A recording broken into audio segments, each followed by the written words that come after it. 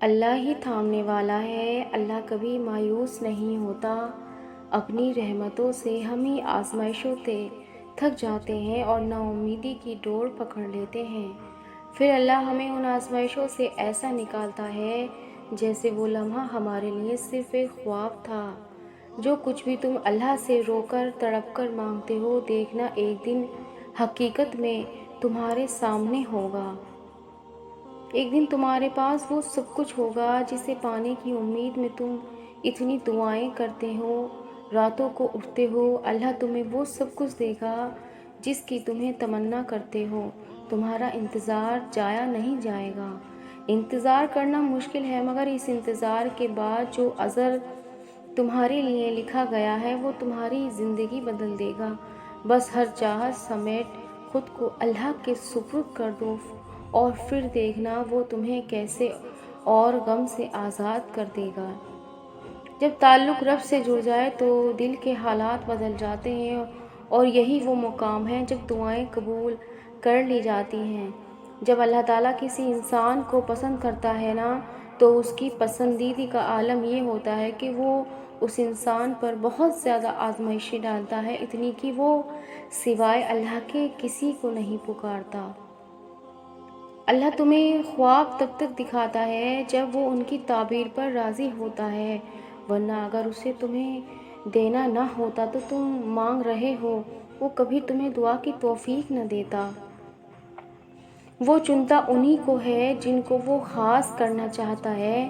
پھر غم کس بات کا ہے؟ یہ بات بھی کتنا سکون دیتی ہے کہ ہم روتے ہوئے کوئی اور نہیں بلکہ ہمارا خالق دیکھ رہا ہے۔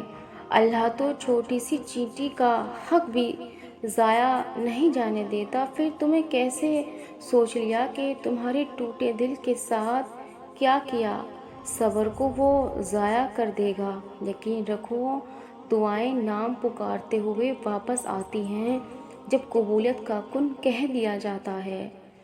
یہ آزمائشیں تمہارے صبر کا امتحان ہے، اور اس امتحان کا انعام وہ ہے جو تم اپنی دعاؤں میں مانگ رہے ہو۔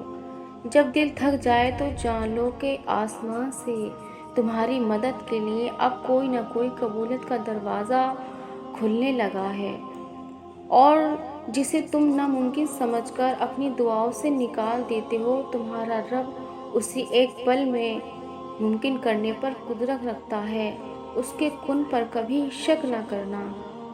دکھ کی بات تو یہ ہے کہ ہم اپنے غموں پہ روتے ہیں، اپنے گناہوں پر نہیں۔ ہمارے اللہ سے رشتہ ایسا ہے کہ ہم صرف اپنے غم، دکھ، درد، حاجات اور شکایت پہ روتے ہیں، اپنے گناہوں پر نہیں، اور نہ ہی ہم اپنے گناہوں پہ رونا ہمارے غموں کا علاج بن جاتا ہے۔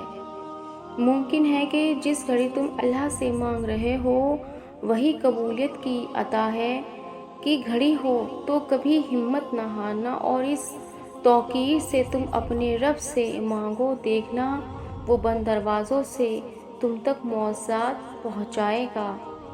جو لوگ اللہ سے رو رو کر دعا کرتے ہیں انہیں کبھی اپنی نصیب پہ رونا نہیں پڑتا۔